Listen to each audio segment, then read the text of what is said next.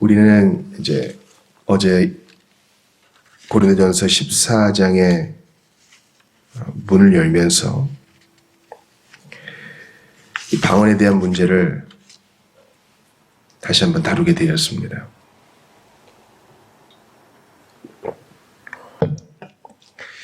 방언. 여러분 방언기도 해보시거나 또 보신 적이 있으십니까? 어떤 선교단체에 계신 분들은 방언으로 찬양하는 것의 그 아름다움을 또 경험하셨을 수도 있습니다. 또 어떤 예언 집회 같은 데에서는 실제로 여러 사람이 또 방언을 하는 일이 벌어지곤 하죠. 또 그것을 통역하면서 아멘으로 또 감격하면서 받아들이는 일도 종종 있곤 합니다. 그것은 이제 모임의 특성이나 또 교단의 특성, 또 신앙 공동체의 특성에 따라 좀 다르다 하겠습니다. 그러나 일단 방언은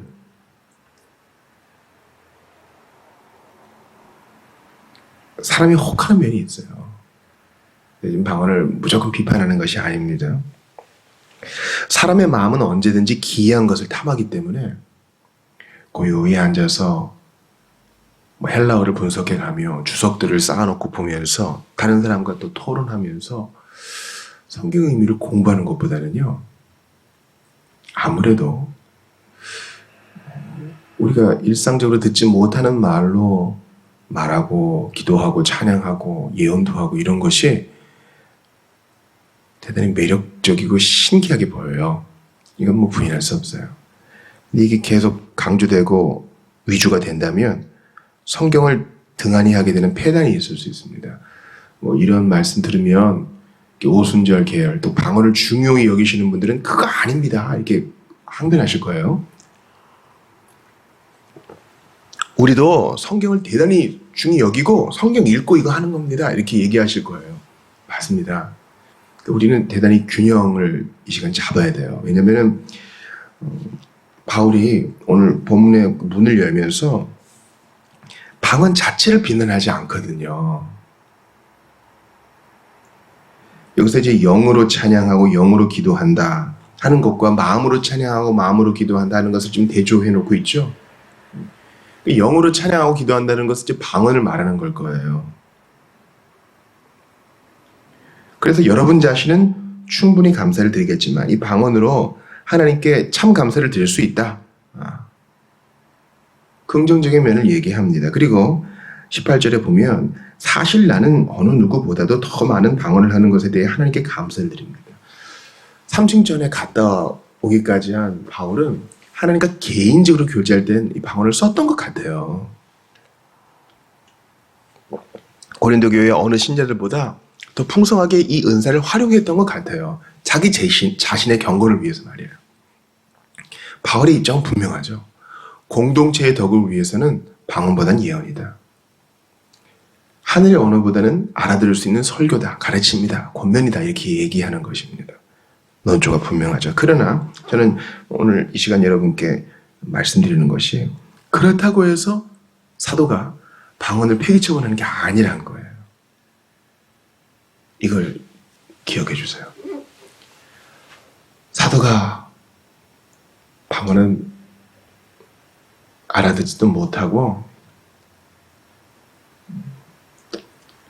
혼란만 시키고 오늘 뒷부분 보니까 우리끼리 방언하고 있으면 비신자들 들어와가지고 좀 예수가 뭔가 예수 믿는 게 뭔가 하고 왔다가 또 미친놈들 아니야 하고 떠날 수 있으니 방언 이제 하지 말자 이런 식으로까지는 가지 않아요.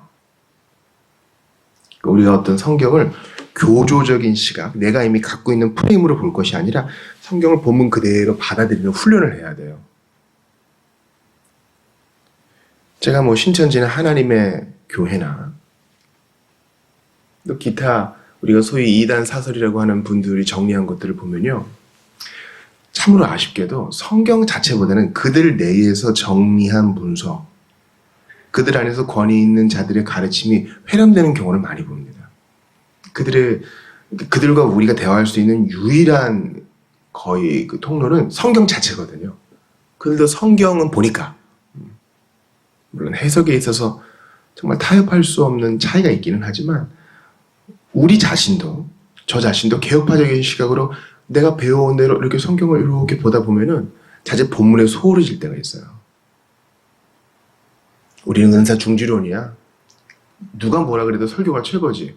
이런 입장에서만 보면 오늘 본문은 좀 이질적일 수 있어요. 그러나 사도 바울은 방언이라는 은사 자체의 귀중함은 얘기하면서도 교회의 덕을 위해서는 절제해야 된다는, 방언 자체를 갖다 버리지 않아요. 애기 목욕물 버리다가 애기 자체를 버리는 우를 범치 않습니다. 여러분, 우리가 이제 곧 위드 코로나 시대가 지나고 또 자유롭게 왕래를 하게 되면 세계 여러 곳곳에 형제자매들을 볼 기회를 가질 수도 있어요. 다양한 예배 형태가 있다는 것을 기억하세요. 어떤 형제자매들이 너무 깊이 주님과 교제한 나머지 방언을 하게 될 때 이거 마귀 들린 거 아니야? 이렇게 함부로 생각하시면 안 돼요. 일단은 들어봐야 합니다. 그 사람의 입장도 들어봐야 되고 그 사람의 생각도 귀 기울여 봐야 합니다. 신자의 모습이 이래야 돼요. 근데 저도 참 부족해요. 일단 이상하면 경계하거든요. 잘 분별하기 위해 경계하는 것은 좋지만 사람 자체는 귀히 여기면서 공동체의 덕을 세워야 합니다. 예배는 단지 신비적인 느낌만 위주하지 않습니다. 균형과 질서가 필요합니다. 방언을 할 수 있는 신령한 사람, 은사받은 사람이 있어도 그것이 절제돼야 되고, 예언을 받은 여러 사람이 있어도 한 사람씩 한 사람씩 조리 있게 전한 다음에 앉고 다른 사람이 일어나고, 이렇게 질서가 있어야 됩니다. 그렇다고 교회 공동체가, 예배가 신비 없는 강의, 교실, 그런 건 또 아닙니다. 자비교회가 즐거이 가르치고 배우는 교회죠. 즐거이 배우고 가르치는 교회인데 그렇다고 해서 학원은 아니죠. 은사의 나눔이 있고 실수의 용납이 있고 즐거운 찬미가 있으며 몸부림치는 기도가 있고, 교회 공동체는 그런 것입니다. 그러니까 이 방언의 은사가 너무 이제 조심스러우니까 이걸 통째로 갖다 버리면 안 돼요. 신비는 남겨둬야 돼요. 하나님은 무엇이든 하실 수 있는 분이세요. 무엇이든 하실 수 있는 분. 그래서 구약성경에 보면 엘리야랑 에녹은 특이하게 죽음을 보지 않고 하나님 나라로 옮겨갔잖아요. 그런 신비의 예배를 어떻게 설명하겠습니까? 예수님이 운명하실 때 십자가에서 바위가 터지고 무덤에 있는 자들이 일어났어요. 그 사람 누구냐고요? 이런 신비와 예외는 어떤 교리적인 틀로 딱 이렇게 이건 뭐 이렇게 넣을 수 없는 경우가 있어요. 우리 복음주의 안에서 천사론 대단히 약하거든요.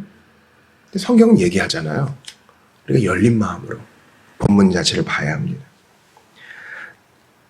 기독교는 참된 신비주의입니다. 건전한 신비주의예요. 하나님 말씀을 위주로 하지만 예외를 인정하고, 하나님 말씀을 진지하게 공부하고 문법적 역사적으로 다루지만 하나님은 지금도 기이하게 일하시고 조자연적으로 일하신다. 이 가능성을 열어놔야 돼요. 지금 우크라이나 전쟁이 있잖아요. 러시아군들 밀려 내려오고 자칫 잘못하면은 국제적인 세계대전으로 시달릴 수도 있어요. 우리 기도해야 됩니다. 그런데 그 가운데 떠나는 교회도 있고 남아있는 교회도 있는데 그 가운데 회심의 역사, 믿음의 역사 있어요. 하나님은 까마귀를 통해서도 우리에게 먹을 것을 주시는 분이고 베드로를 걷게 하시는, 물 위에서 걷게 하시는 분이시기도 해요. 오병이어의 기적은 성경에 기록되었으며 오늘날 주님이 원하시면 얼마든지 하실 수 있는 겁니다. 제가 선교사님들 소식을 듣잖아요. 근데 이제 해외에서 병고침의 역사, 놀라운 기적의 역사, 될 것 같지 않은 일들이 일어나는, 믿음의 역사들이 일어나는 소식을 들어요.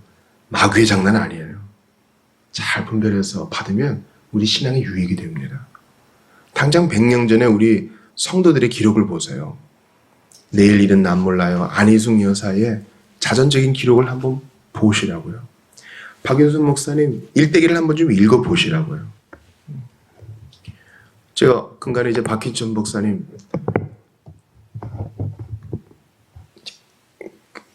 자전적인 이야기도 제가 읽었는데 거기에도 그분이 북에서 나오실 때에 겪은 초자연적인 경험들이 있더군요. 성경은 이런 걸 도외시하지 않고 신앙생활은 그런 것들을 통해서 풍성해집니다.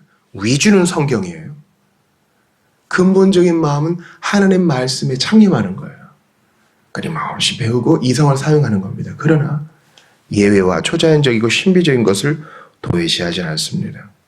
방언은사 자체는 귀한 것입니다. 그러나 바울은 다시 강조하죠. 그럼에도 불구하고 방언은 개인의 덕을 위해, 예언과 설교는 공동체의 덕을 위해 있다라는 것입니다. 그래서 예를 들죠. 22절 보니까 방언은 믿는 자들을 위한 표징이 아니라 믿지 않는 자들을 위한 표징입니다. 지금 사도행전 2장 예를 들고 있는 거 아니에요. 불의 같이 갈라지는 것이 사람들에게 임하자 비신자들이 이제 믿고 회개하고 세례받은 걸 얘기하는 거죠. 그때 그들이 방언받지 않았습니까?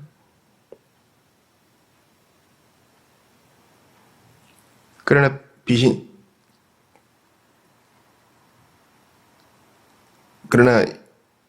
이 예언, 설교 사역은 분명한 언어로 들려지는 것이기 때문에 믿으려고 하는 자들, 하나님이 이끈 자들에게는 방언이 아닌 예언의 말씀, 분명한 말씀이 전해져야 되는 거죠. 그래야 양심의 가책을 받아 주님 앞에 엎드릴 거 아니에요. 그 예를 들고 있습니다. 이해하지 못하는 불신자들이나 새로운 신자들이 못 알아들으면 여러분 미쳤다고 할 거 아니냐. 그러나 여러분들이 예언, 설교 사역을 하게 된다면 새로운 신자들이나 안 믿는 자들이 그 예언의 말을 듣고 자기가 죄인이라는 사실을 깨닫게 될 것입니다. 그래서 말씀 한마디가 양심에 찔려서 신앙 고백하게 될 거다. 그렇게 얘기하죠. 더할 나위 없는 진실이죠. 어제 제가 예수 그리스도께서 이 땅에 성육신하에 오셔서 인간의 언어, 시장의 언어, 누구라도 이해할 수 있는 쉬운 말을 사용했다 말씀드리지 않았습니까? 언어를 만드시고 우리와는 다른 천사의 언어, 하늘의 언어를 하실 수 있는 분이 말이죠.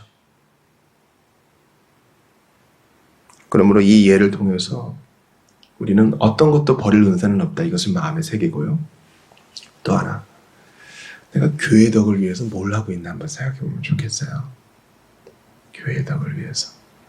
우리 이제 오후 모임도 부활하고 그랬잖아요. 이게 안정적으로 세팅이 돼가는 것 같아 좋아요.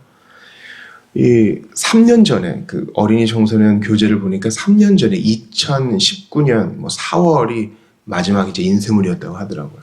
우리가 코로나19를 맞이해서 정말 힘든 일들을 겪은 거예요. 교회당도 이전하고 온라인 예배도 드리고 바라기는 이제 교회 안에 아기들 울음소리도 좀 많아지고 어린이도 좀 생겨나고 청소년들도 청년들도 좀 일어나기를 바랍니다. 그런데요,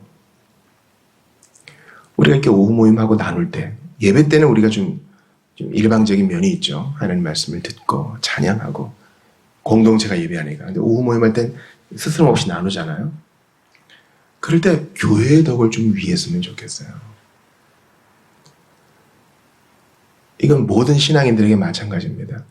내가 나눌 수 있고 이야기할 수 있고 이럴 때 교회의 덕을, 예를 들면 이런 거예요. 내가 다른 사람을 잘 돌봐요. 그런 은사가 있어요. 그렇기 때문에 그 사람의 치부를 잘 알아요. 그 사람의 개인사를 잘 알아요. 그러나 그것을 함부로 남발하는 것은 교회의 덕을 위한 게 아니죠. 내가 언어의 은사가 있어요. 말을 잘 알아듣고 설명도 잘해. 그러나 그것을 남 욕하는 데 쓴다면 교회의 덕을 세울 수 없겠죠. 설교자가 자기가 받은 은사로 복음을 잘 설명해야 되는데 설교 시간에 자기 개인사나 얘기하고 정치 얘기하고 유머하고 시사 경제 얘기한다면 이건 정말로 직무유기죠. 오늘 본문은 그렇게 확대돼야 된다고 봐요.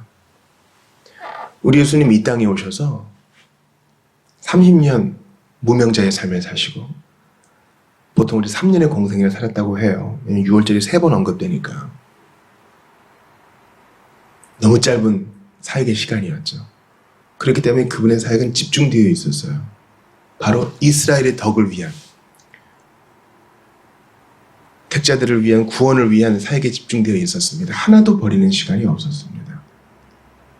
자기 자신을 위한 시간보다는 잃어버린 양들을 위해서 자기의 시간과 몸과 가진 모든 것을 마지막 피 한 방울까지 내어주셨습니다. 교회의 덕을 위하여. 자신의 덕을 위해서는 천사들 내려와, 1군단 내려와 이렇게 하실 수도 있는 분이 그렇게 하지 않으세요. 그러므로 방언의 은사를 쓸 수 있어도 교회의 덕을 위해 절제하는 것이 예수님의 뒤를 따르는 것입니다. 네가 하나님의 아들이거든 십자가에서 내려와 봐라. 그럼 믿겠다. 나 같으면 탁 뽑고 내려와서 봤지? 믿을 거야? 막 대놓고 으름장을 놓고 싶어요. 예수님 그렇게 하지 않아요. 할 수 있는 걸 안 하시고 기도하셔요. 우리도 그 뒤를 따릅시다.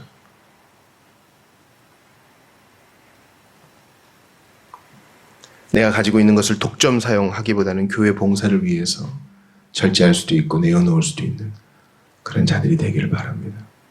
은사의 사용이 한 사람의 회심과 연관되어 있잖아요. 그렇지 않아요?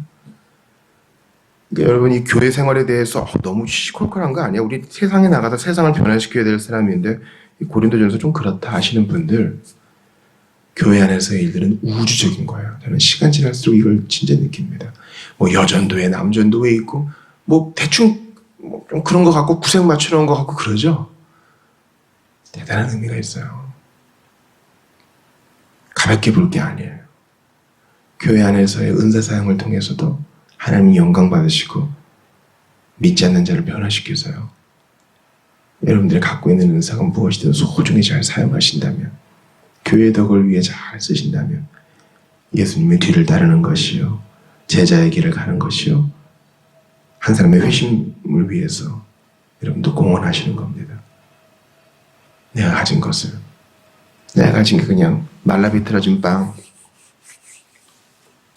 작은 생선 몇 마리라도 주께 내어드리는 그 아이처럼 우리도 우리가 가진 것을, 이거 얼마 안 되지만 하나님의 영광을 위해, 죄인의 회심을 위해 쓰임받기 원합니다.